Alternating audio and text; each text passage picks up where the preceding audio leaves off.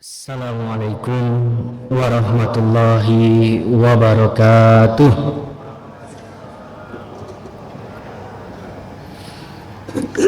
Alhamdulillahirabbil alamin wa bihi nasta'in ala umuri dunya waddin. Wassalatu wassalamu ala asyrafil anbiya'i wa mursalin wa ala alihi haqqa qadrihi wa miqdarihil azim. Amma ba'du. Asyhadu an la ilaha illallah wahdahu la syarikalah wa asyhadu anna Muhammadan abduhu wa rasuluhu la nabiyya ba'dah. Alhamdulillah, puja-puji syukur kehadirat Allah Subhanahu wa taala yang telah memberikan kita kesempatan di tahun baru ini 2023 melangkah ke 2024. Allah telah memberikan nikmat yang sangat banyak, dan tak terasa pula waktu begitu sangat bergulir panjang, dan sekarang sudah setahun berlalu. Alhamdulillah, para pemuda-pemudi, bapak-bapak, ibu-ibu yang dirahmati oleh Allah Subhanahu wa taala. Aku syukran kepada para panitia dari One Day One Juice dan yang lainnya, SKRIT Remaja Muslim Geraha Duafa Halo Halkulus Karawang dan yang lainnya, sehingga acara ini bisa berjalan seperti sekarang ini. Dan begitu hebatnya para panitia yang mengorganisir acara ini.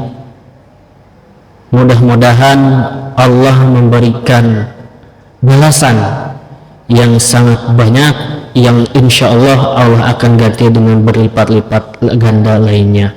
Amin ya Allah ya Rabbal alamin. Tadi sedikit ada kesalahan ya dalam tulisan nama saya Salman Al-Bukhari SAG. Saya alhamdulillah lulus dari Gontor tahun 2015 dan setelah itu melanjutkan studi di UNIDA, Universitas Darussalam. Alhamdulillah lulus di tahun 2021 dan sampai sekarang ini berkecimpung di masyarakat.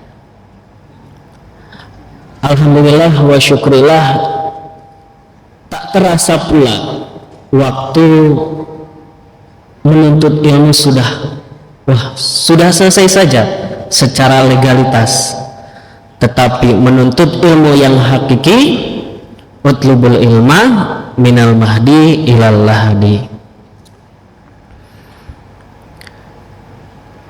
Artinya kita sebagai umat muslim janganlah terus berhenti, jangan membatasi diri dengan hal-hal yang membuat kita berhenti untuk berkembang, baik dalam segi ilmu, baik dalam segi material, baik dalam segi ibadah lillahi ta'ala.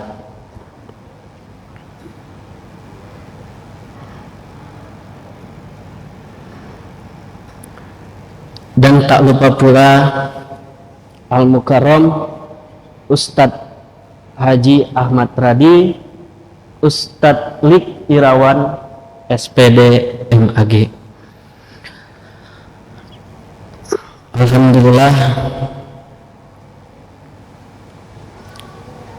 kemarin saya di WA sama Ustadz Khairul, Ustadz bisa tidak mengisi untuk acara. Alhamdulillah siap, pokoknya siap.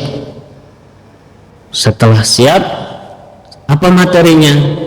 Beliau kasih materi surat Al-Imran ayat 139 yang artinya sesuai dengan tema jiwa yang bersedih.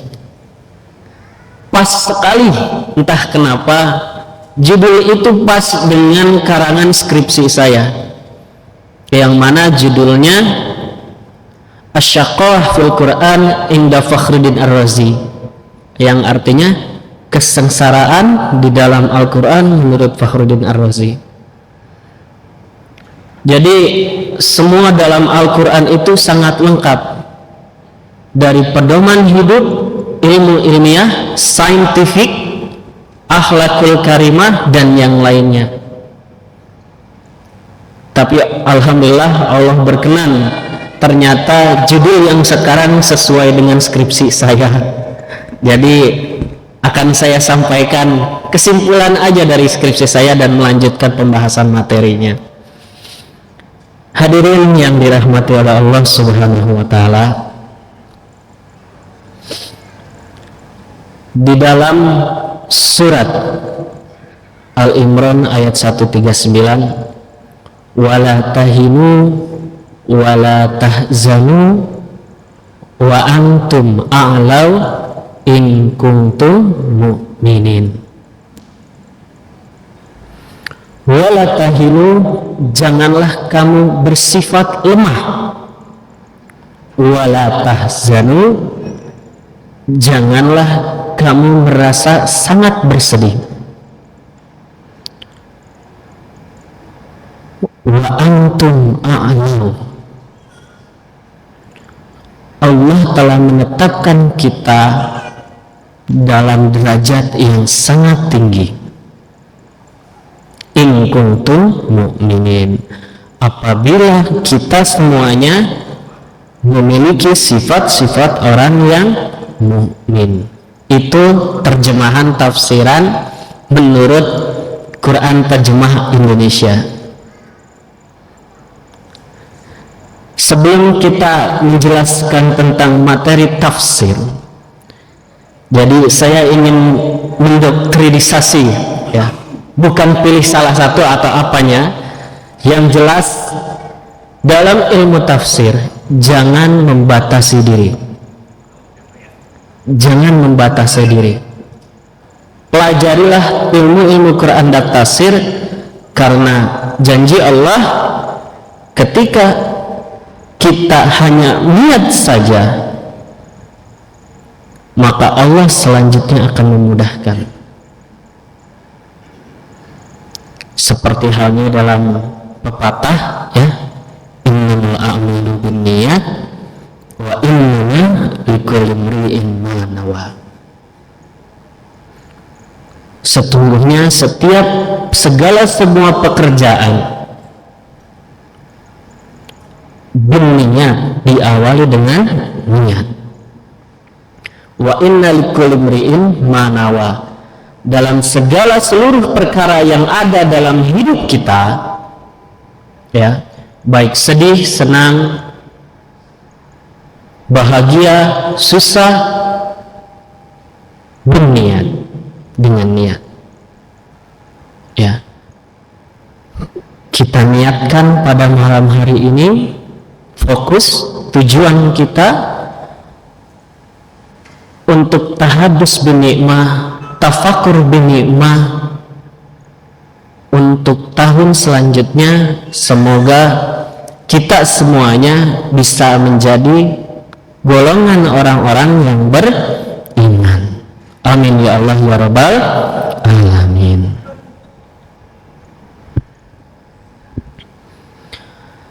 Hadirin yang dirahmati oleh Allah Subhanahu wa taala.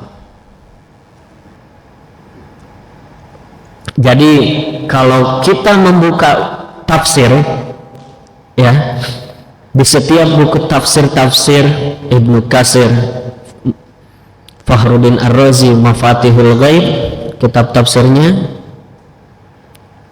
dan kitab-kitab tafsir yang lain, kita membuka awal dari halaman buku tersebut, hampir semuanya yang saya lihat dan saya baca, mungkin ada koreksian, nggak apa-apa, masukan juga nggak apa-apa, ternyata seluruh mufassir yang ada mereka mengucapkan seperti ini: sesungguhnya saya menulis tafsir ini lil ummah, untuk umat. Apabila ditemukannya kebenaran, maka kebenaran itu dari Allah datangnya. Dan apabila ada salah, fa innahu minni, maka kesalahan itu dari saya. Tetapi kita tidak mungkin menyalahkan para mufassir, tentunya para ulama alim soleh, ya, karena mereka ibadatulillahi ta'ala, mereka sangat beribadah kepada Allah, ilmu yang sangat banyak, dan pastinya mereka lolos dari kazzab, ya, bukan termasuk orang-orang yang kazzab. Maka kita sebagai umat zaman now perlu mengikutinya. Makanya kalau misalkan ada yang muncul ulama tafsir dengan karangan tafsir yang baru, kita menemukan bahwasannya ada hal yang beda, kita lihat dulu dari pembukaan buku tafsirnya. Karena di setiap buku tafsir itu ada yang unik. Pertama, dari seluruh kitab tafsir pasti mereka menerangkan corak dari tafsir yang ia buat. Dalam ilmu tafsir, cara penafsiran, ya, jadi para ulama mufassir, mereka itu menafsirkan Al-Quran yang pertama dengan cara bayani. Bayani artinya menjelaskan secara detail, ya. Contohnya dalam Ibnu Katsir, alhamdulillah, lafaz kata alhamdulillah saja, ya, apabila dilihat di kitab Ibnu Katsir, itu beribu-ribu masalah perkara, fasal awal, fasal tsani, fasal tsalis, fasal rabi, dan yang lainnya. Akan tetapi apa yang ia jelaskan tidak akan lewat dari apa yang ia niatkan corak tafsirnya itu. Jadi kalau misalkan kita butuh tafsir tentang sains yang menjelaskan cara penafsiran sains, ya, ilmu pengetahuan yang belum kita ketahui, maka lihatlah kitab tafsir Mafatihul Ghaib karangan Fakhruddin Ar-Razi. Apabila kita butuh dengan hal-hal bahasa, contoh salah satu di Bruta ada penafsiran yang salah, maka lihatlah kitab Ibnu Katsir. Di situ diterangkan coraknya dengan corak logawi, secara bahasa, secara rinci dan secara kebahasaan. Apabila kita ingin melihat tafsir tentang wanita, ada namanya kitab tafsir Al-Fatimiyah. Banyak penafsiran-penafsiran yang ada, tapi tidak akan terlewat dari itu. Maka apabila suatu saat, ya, kita semuanya melihat, menemukan orang yang berbeda penafsirannya, artinya jangan terpaku hanya dengan satu buku saja. Karena penafsiran itu bermacam-macam. Yang pertama bayani, yang kedua lugawi, yang ketiga ijmali, yang keempat maqarin. Bayani menjelaskan secara rinci, lugawi menjelaskan secara ilmu kebahasaannya, yang mana kita dari tahu itu dari ilmu kebahasaan itu, ya, arti dari sesungguhnya kalimat, satu kalimat saja. Nanti akan saya kasih contoh. Yang selanjutnya ijmali. Ijmali menerangkan tafsir secara ringkas. Banyak para dosen-dosen muda yang lainnya pasti tidak asing dengan kitab tafsir Jalalain. Kitab tafsir yang sangat mudah, pendek, dan sangat lugas ringkas. Itu beliau menulis dengan tafsiran corak ijmali. Yang selanjutnya maqarin. Maqarin itu menyambungkan ayat dengan penafsiran ayat itu ayat yang lain. Contoh, ya ayyuhalladzina amanu kutiba alaikumus syiyam kama kutiba alal ladzina min qablikum la'allakum tattaqun. Disambungkan dengan ayat yang keduanya, antara hubungan yang pertama, ayat pertama dengan hubungan ayat yang kedua dihubungkan, terbacalah di situ.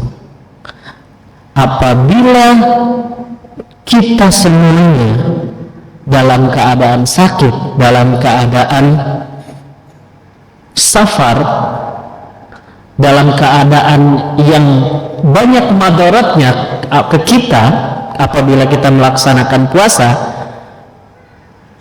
maka menggantinya dengan harian lain atau membayar fidyah, kafarah. Itu contoh tafsir maqarin. Jadi kalau semisalkan saya, wah ini sedikit berbeda dengan yang lain karena tidak saya temukan di buku tafsir Quraisy Shihab, ya memang seperti itu. Buku tafsir bukan hanya satu saja, tetapi sangat banyak, dan penjelasan coraknya itu ada 4 dan bermacam-macam, ya. Hadirin yang dirahmati oleh Allah Subhanahu wa Ta'ala, dulu waktu pas saya masih santri itu sering yang namanya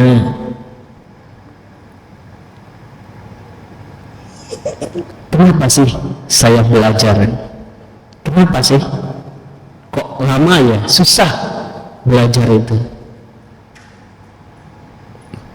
Ternyata ketika saya selesai mau akhir wisuda, Pak Kiai Sahal Pak Syukri Zarkasi berpesan, la in syakartum, maaf, artinya gini,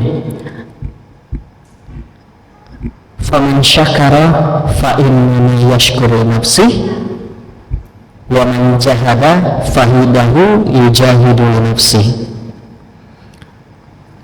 Barang siapa, faman syakara fa innahu yashkuru li nafsi, ketika kita bersyukur apa-apa saja yang telah terjadi pada kita, ya, banyak hutang lah, hidup punya masalah lah, kita syukuri itu, fa innahu yashkuru li nafsi, maka kesyukuran itu akan membawakan ketenangan, nikmat yang sangat banyak.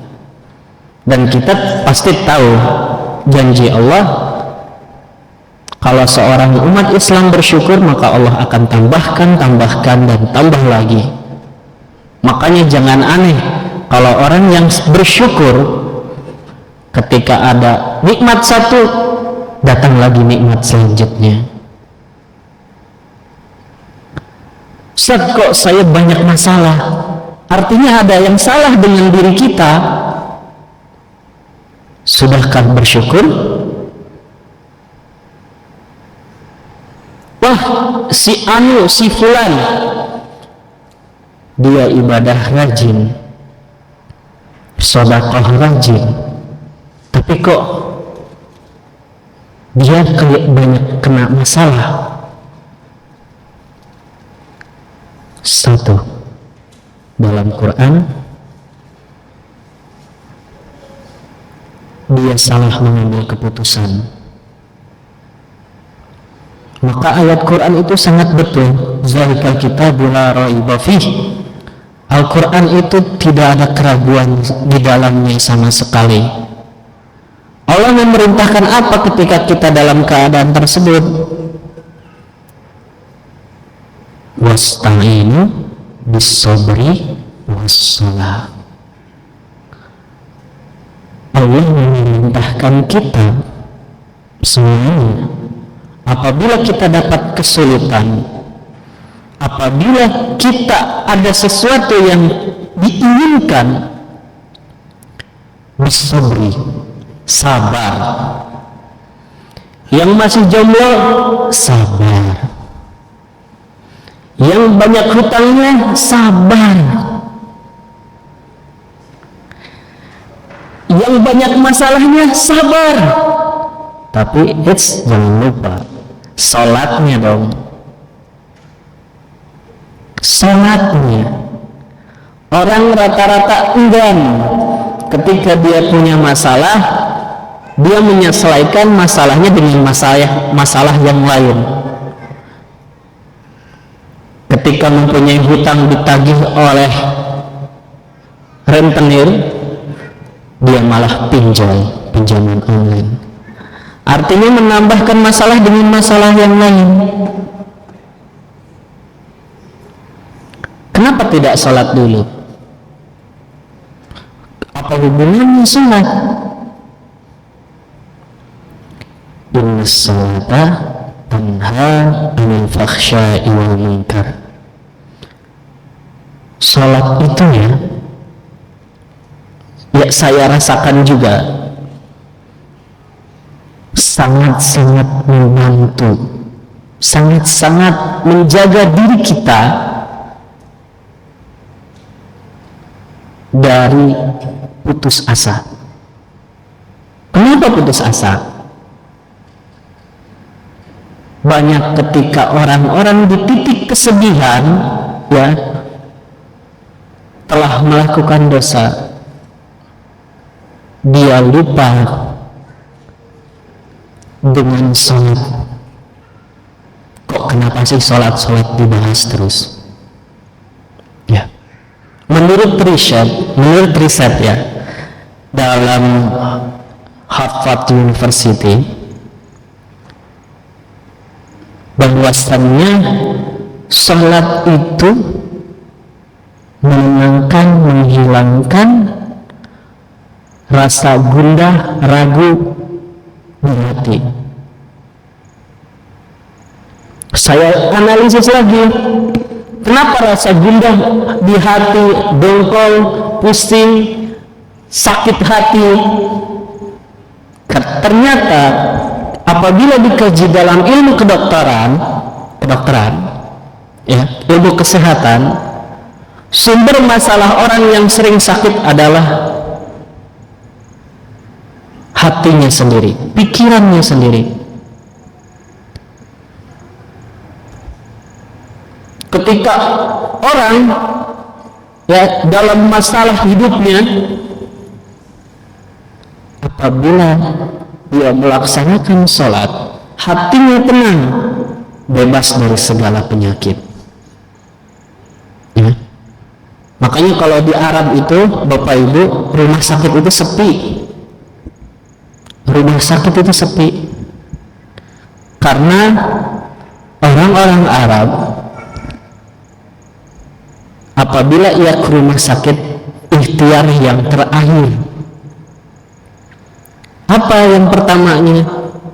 Yaitu tadi sholat. Mudah-mudahan kita termasuk orang-orang yang muqimus sholat, orang-orang yang selalu mendirikan sholat dan selalu pula diingatkan, ya, diingatkan. Kenapa diingatkan itu sangat penting? Nah, di surat Al-Naml, ya, di sepertiganya dijelaskan, falamma nasu ma zukkiru bih fatahna alaihim abwaba kulli syai' hatta idza farihu bima utu akhadnahum baghtah fa iza hum mublisun. Falamma nasu ma zukkiru bih, ketika umat manusia nasia yansa, lupa, umat manusia lupa, zukkiru bih, dengan peringatan Allah, ya, artinya diingatkan oleh Allah, fatahna alaihim abwaba kulli syai'in, Allah akan bukakan untuk kita rezeki lancar, tidak ada masalah, tenang. Hatta iza farihu bima utu, sampai orang yang mendapatkan kenikmatan itu senang dan lupa dengan peringatan yang telah Allah berikan. Akhadnahum baghtah, di sini nih peringatan Allah yang sangat pedih. Akhadnahum baghtah, Allah akan mengambil seluruhnya dalam sekejap. Yang tadinya jabatan tinggi Allah hilangkan langsung, yang tadinya hartanya banyak bergelimangan, proyek sana sini, tiba-tiba Allah ambil semuanya. Kenapa kok diambil? Ya, kenapa kok diambil dalam pertanyaan kita? Nasia yansa, kita lupa dengan siapa yang pemberi rezeki, dengan siapa yang pemberi rezeki. Maka dari itu, ya, sangat bersyukur sekali ketika seorang muslim mengingatkan kepada saudaranya, yuk sholat. Bahagia banget itu. Cuman ternyata kebalikannya berbeda dari yang realitanya. Yuk sholat, udahlah, gak usah ajak-ajak saya, dah sholat aja duluan. Dia lupa siapa yang memberikan rezeki kepadanya. Begitu juga dengan bapak-bapak, ya, seorang istri, Pak, udah awal bulan nih, cairin. Harusnya sebagai seorang suami, wah, senang, bukannya tilap sana tilap sini, sembunyikan di bawah kasir. Harusnya senang, karena dengan peringatan itu secara tidak langsung peringatan dari Allah supaya kita tidak lupa siapa Ar-Razzaq, siapa pemberi rezeki, siapa pemberi rezeki.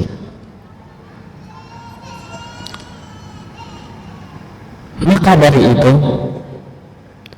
Di ayat terakhir, fa'iza hum mublisun, mereka akan terkaget-kaget,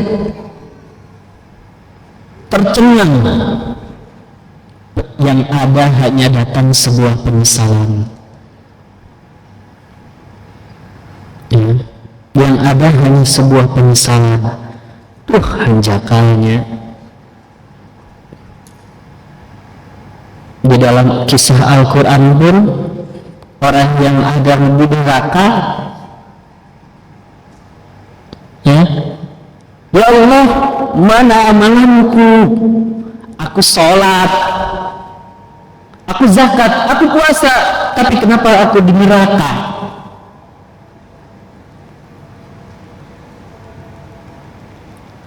Allah bertanya, apakah di dunia tidak ada yang memperingatkanmu? Ya, kita saling introspeksi diri, ya, supaya bisa menjadi orang yang bermanfaat, khair,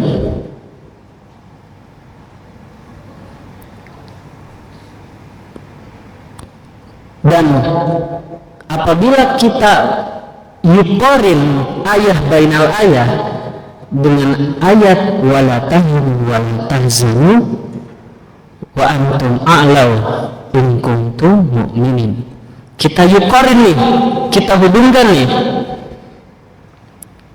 Pertama, saya akan jelaskan secara lugawi dulu ya. Wala tahinu, janganlah bersikap lemah. Dalam linguistik bahasa Arab berasal dari kata wahana yahin, atau bisa juga wahana iwahin. Masdarnya apa? Wahnan, lemah. Yang dimaksud wahnan itu seperti apa sih gambarannya? Ya, seperti apa sih gambarannya? Lemah itu bukan lemah ketika lapar, bukan lemah ketika menahan hawa nafsu, bukan itu. Di dalam Al-Quran, ya, dikisahkan ketika Maryam menutup diri di dalam gua, Nabi Zakaria lewat. Ya Maryam, itu makanan dari siapa? Minallah, dari Allah.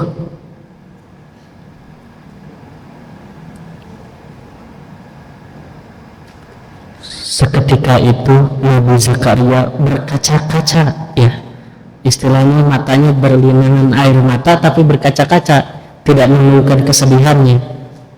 Kenapa berkaca-kaca? Karena beliau sudah tua tapi belum diberikan keturunan. Sedih nggak tuh? Belum diberikan amanat oleh Allah.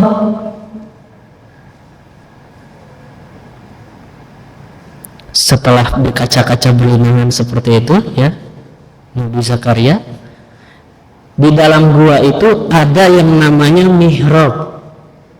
Mihrab Nabi Zakaria, beliau sering salat di situ, sering menutup ibadah ketika ada Maryam, ya, beliau diabadikan doanya di dalam Al-Quran.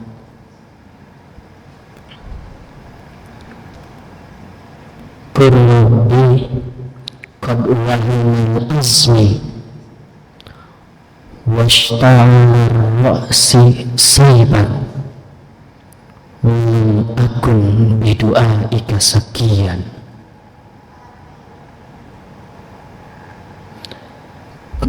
Ya Allah, aku itu umur sudah tua, wahanal azmu, tulangku itu sudah rapuh,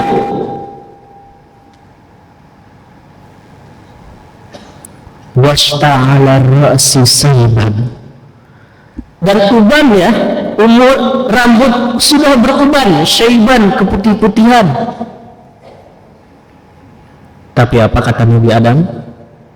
Sebagai keyakinannya yang ditancapkan matang dalam hatinya, ya, saya pun salut ya ketika mendengar terjemahan penafsirannya, walam akum bidu'aika sakiyan, wallahi aku tidak akan menjadi sakiyan, orang yang sangat menderita ketika berdoa kepada engkau.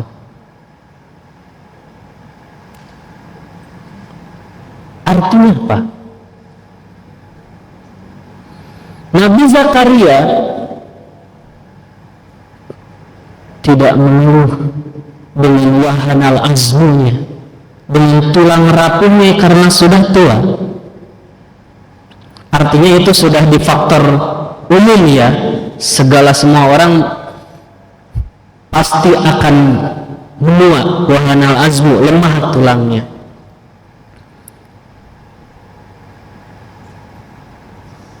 Tapi beliau tetap melaksanakan doa itu. Kalau kita berkaca-kata ya, duh, hutang geus samilieur, pamajikan nyarekanan wae, babaturan geus nagih,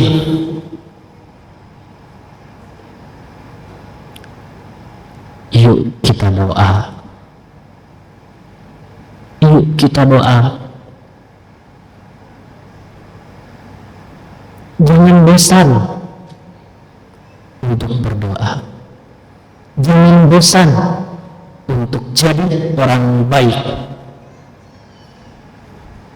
jangan bosan. Karena kalau sudah bosan, ya, wah kernaun sih,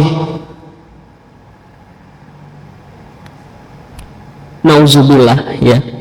Allah ketika seorang muslim merasakan dalam dirinya bosan dalam berdoa, digambarkan di surat Al-Baqarah, gambaran kedua, khatamallahu ala qulubihim wa ala sam'ihim wa ala absarihim ghishawah. Allah akan menutup hatinya, pendengarannya, penglihatannya, bahkan sampai pendengarannya pun dari segala kebaikan yang ada. Bisa kali infak mah, bisa kali sedekah, bisa kali salat mah. Allah di situ memberikan sebuah penekanan, bisyawah. Ya. Kalau dalam kosakata Arab, bisyawah ini tutup botol. Ya, tutup botol. Kalau misalkan yang sebelumnya terbuka, ya, Allah, dia seorang muslim yang taat selalu beribadah, Allah akan memberikan rezeki kepadanya. Banyak, tambah lagi. Bersyukur, tambah lagi. Bersyukur lagi, tambah lagi. Mantap nggak tuh? Tapi ketika dia sudah merasa bosan dengan berdoa kepada Allah, ya, Allah akan menutup dengan sangat rapat, serapat-rapat mungkin, sampai tidak ada seorang pun yang bisa membukanya. Nauzubillahi min zalik. Nauzubillahi min zalik.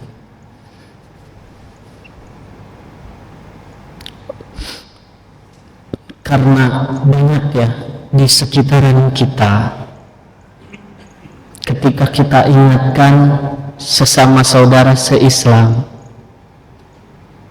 banyak yang tidak menggubris, tapi jangan sedih, jangan pula putus asa, terus aja laksanakan. Temennya bosan diajak, terus aja ajak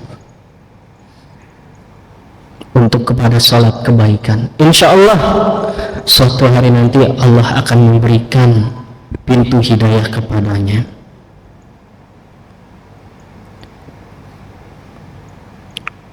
Apabila seorang ayah bosan mengingatkan kepada anaknya, sholat, ramai, sholat,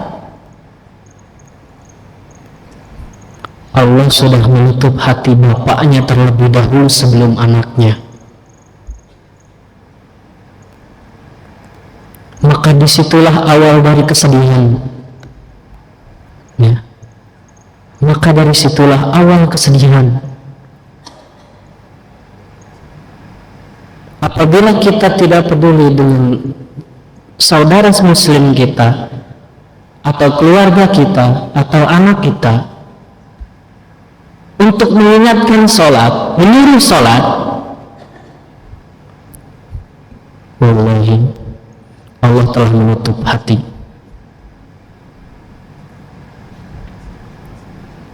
Wala tahinu, kembali lagi, wala tahinu, artinya lemah ini yang dijelaskan di ayat Al-Imran ayat 139 ini menjelaskan sebuah batasan dalam diri kita yang semua orang bisa dialami, semua orang mengalami. Ya. Yang kedua, wala tahzanu, janganlah bersedih. Wala tahzanu, asal kata dari dalam bahasa Arab hazana yahzanu husnan, tapi dalam penafsiran secara lugawi, ya, menurut Fakhruddin Ar-Razi itu sendiri, huznun huwa bukaun. Huznun adalah sebuah bukaun. Apa itu buka? Bukaun itu sedih yang teramat-amat sangat sedih, sampai merasa dalam diri kita, ya, seorang ditimpa masalah, ditabrak kecelakaan, ya Allah, terucap dalam mulutnya, ya Allah, kenapa saya sendiri yang mengalami musibah ini? Ya Allah, kenapa apa yang tertimpa oleh saya sangat menyedihkan?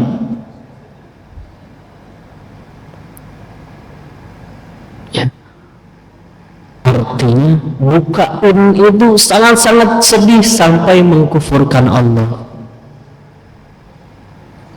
Ya, sampai mengkufurkan Allah.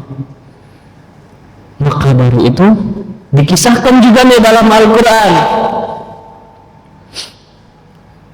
Jujur, ini yang paling sedih.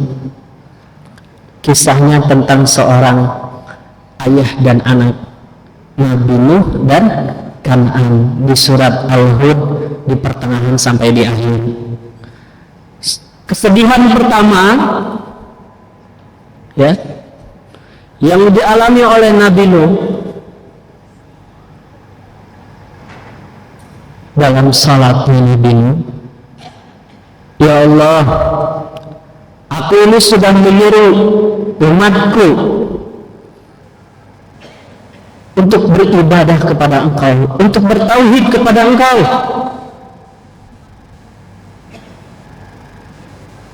tapi hanya sedikit yang memeluk agamamu, ya Allah. Itu curhatan seorang nabi, ya, artinya harus pasti ada hikmah di baliknya.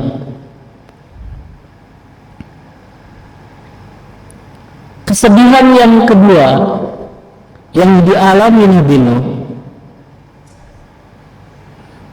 kesedihan yang teramat sedih. Anaknya yang ia sayangi, yang ia cintai, sampai rela Nabi Nuh memohon kepada Allah untuk mengampuninya. Ya, itu kasih cinta seorang ayah. Walaupun anaknya zalim kepada Allah, kafir kepada Allah, tidak mentaati apa perintah Allah, sayangnya orang tua is the best.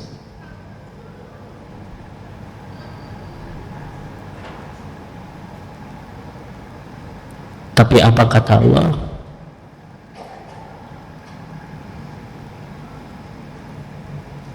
Ya Nabi Nuh, janganlah engkau berdoa kepadaku untuk memberikan pengampunan kepada anakmu. Jadikanlah ini sebuah pelajaran untukmu dan untuk umat-umatmu yang setelahnya.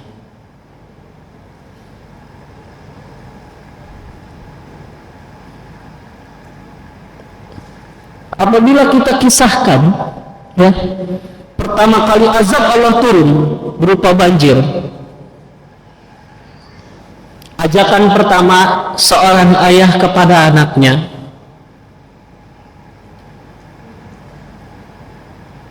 ya ibni, wahai anakku, naiklah ke perahu, niscaya engkau akan selamat.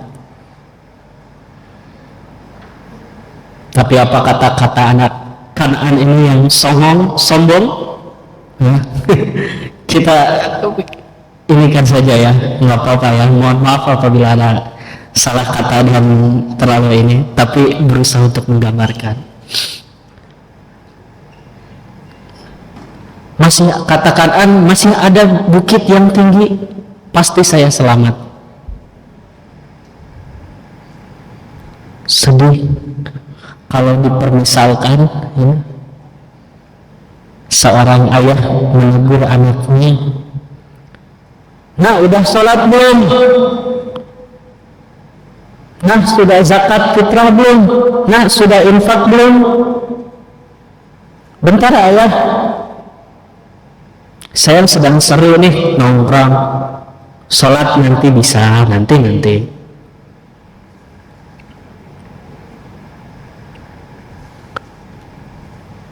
Infak, ya bisalah nanti gampang. Puasa, bisa gampang, diganti. Begitu mudahnya menggampangkan ya.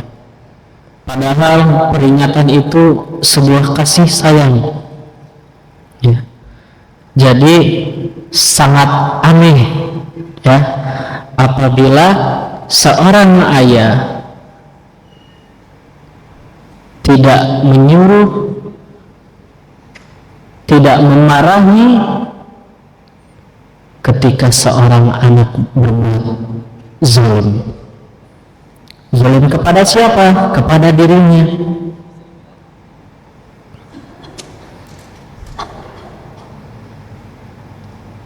Maka dari itu, ya, kesedihan yang digambarkan dalam surat Al-Imran ini menjelaskan kepada kita, ya, kesedihan yang harus kita tahan.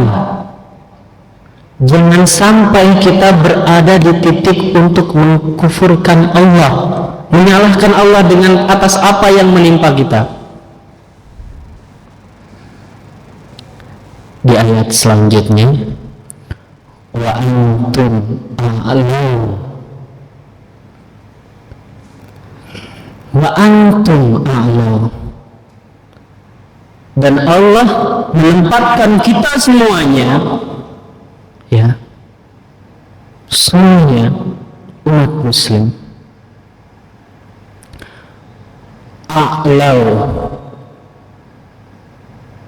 Kalau misalkan dalam kosakata bahasa Arab, tahta di bawah, ala di atas, ditambahkan huruf alif di dalamnya, a'la lebih atas lagi, besar,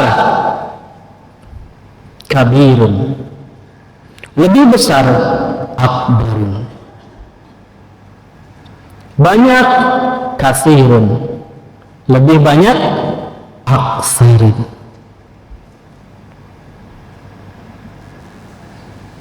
Artinya apa?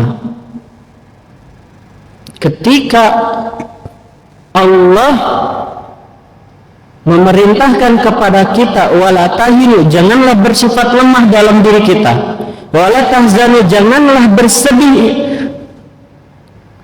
karena Allah berjanji, a'la, aku tempatkan engkau semuanya, kita semuanya di tempat yang sangat derajat yang sangat tinggi. Contohnya dalam kisah Al-Quran di mana? Al-Baqarah ayat 30, penciptaan Nabi Adam. Ya. Inni ja'ilun fil ardi khalifah. Adam, aku jadikan engkau khalifah di muka bumi.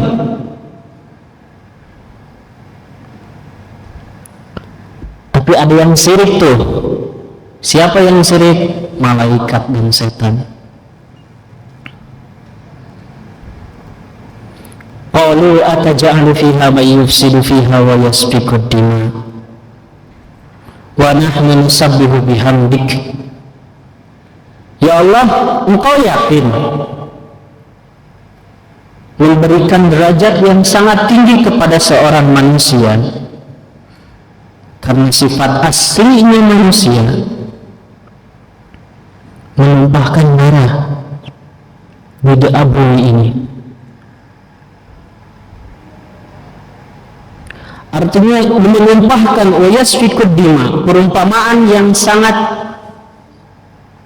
jelas ketara, ya. Tabiat kita apabila kita tidak memiliki Al-Quran, kita akan saling berperang, kita akan saling merusak. Maka dari itu Al-Quran yang sangat penting. Wa nahnu nusabbihu bihamdik, aku selalu musabbih, menyembah, memuji, beribadah selalu kepada engkau. Itu yang syirik kepada kita manusia, bukan hanya malaikat, setan pun syirik, ya. Makanya kalau misalkan kita menempatkan diri kita tahu bahwasannya kita mulia di keterangan ayat Al-Quran, ya, kita tempatkan diri kita dengan mulia. Waktu sholat kita tempatkan diri kita dalam kemuliaan, berlomba-lomba dalam saf paling depan. Ketika kita kasbil ma'isyah, mencari nafkah, kita berlomba-lomba untuk beribadah, menafkahi keluarga, tentunya dengan cara yang halal dan thayyib.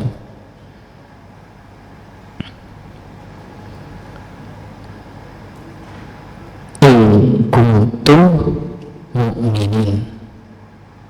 Ayat selanjutnya, in kuntum mu'minin. Apabila kita semuanya termasuk orang-orang yang beriman, kita akan mendapatkan derajat yang tinggi apabila kita termasuk orang-orang yang beriman. Banyak sih ciri-ciri orang yang beriman, ya, banyak.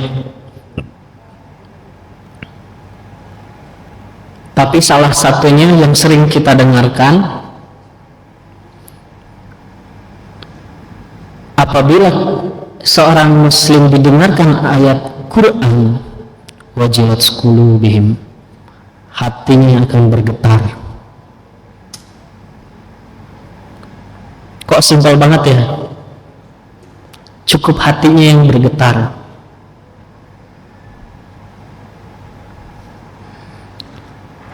Artinya apa? Hati itu sangat menentukan perbuatan kita untuk eksekusi niat kita itu.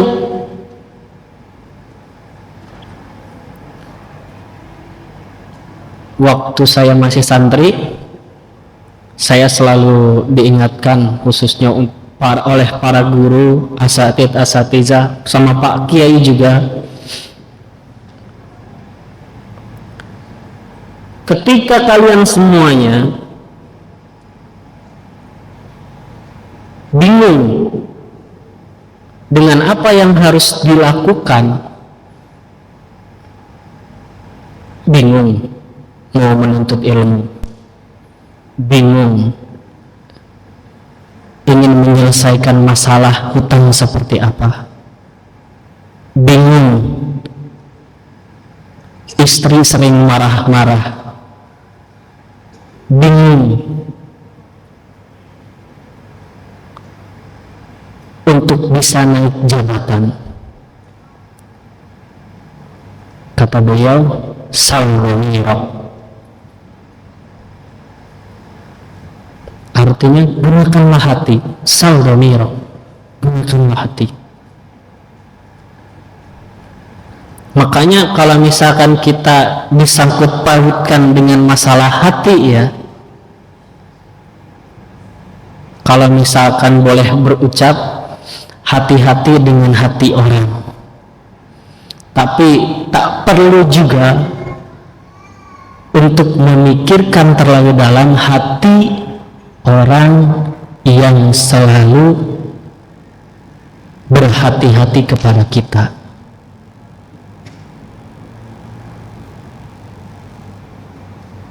Artinya apa? Ketika kita melaksanakan perbuatan baik, ya, janganlah goyah oleh omongan luar. Fokus satu tujuan, apa yang kita niatkan, pakai hatinya. Insya Allah terlaksana. Ketika kita berbuat baik, langsung laksanakan eksekusi. Ketika kita ingin mencari ilmu, langsung eksekusi.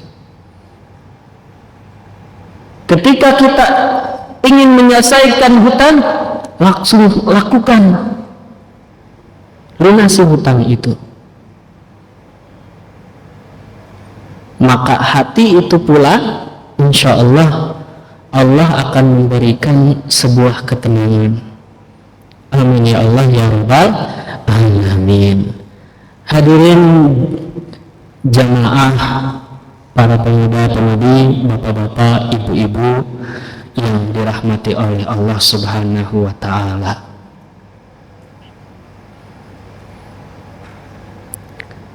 Kalau misalkan saya boleh kata,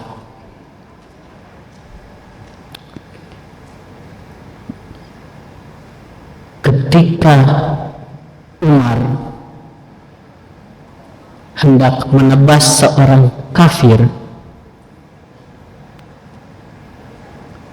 pedang sudah berada di tenggorokannya, dia mengucapkan syahadat. Dan setelah itu Umar tahu ketika dia sudah menjadi saudara dilarang untuk membunuhnya, tapi Umar pun menebasnya. Apa setelah itu?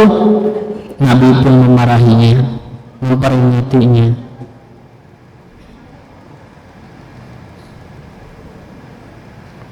Dan apa perasaan yang dirasakan oleh Umar? Beliau merasa sangat berdosa, merasa sangat malu. Saking malunya, lebih baik beliau yang mati. Mengapa kita hidup di dunia ini santai saja, jangan terlalu bersedih. Sedih boleh, jangan terlalu bersedih. Lemah boleh, tapi jangan terlalu lemah. Dan tetap laksanakan sholat. Apa kesimpulannya dari ceramah ini? Yang pertama,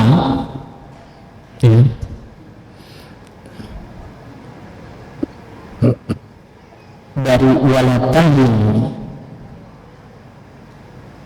ketika kita merasa sangat bersedih, yuk jaga hati kita supaya tidak melaknat Allah, tidak terucap dalam lisan kita perkara-perkara yang menyalahkan Allah. Yang kedua, ketika kita mendapatkan sebuah kesedihan, masalah, musibah yang sangat banyak, janganlah kita bersedih terlalu amat sedih, karena Allah melimpahkan masalah itu. Allah yakin karena hanya kita yang bisa, diri kita sendiri yang bisa. Dan Allah berjanji ketika kita bisa melaksanakan dua perkara ini, Allah akan tempatkan diri kita, kalau misalkan derajat yang tinggi, menjadi lebih tinggi lagi. Tapi dengan satu syarat, in kuntum mu'minin. Apabila kita memiliki sifat-sifat orang yang beriman. Mudah-mudahan kita semuanya termasuk golongan orang-orang yang beriman, yang selalu ingat kepada Allah dengan apa-apa yang terjadi pada diri kita, dan kita syukuri hal tersebut dan kita terima. Insya Allah di tahun-tahun selanjutnya kita menjadi pribadi muslim yang lebih baik lagi. Amin amin ya Allah ya Rabbal alamin. Mungkin itu saja yang bisa saya sampaikan, kurang lebihnya mohon maaf. Aqulu qouli hadza wa astaghfirullah li wa lakum fastaghfiruh. Syukran ala kulli ihtimamikum. Wassalamualaikum warahmatullahi wabarakatuh.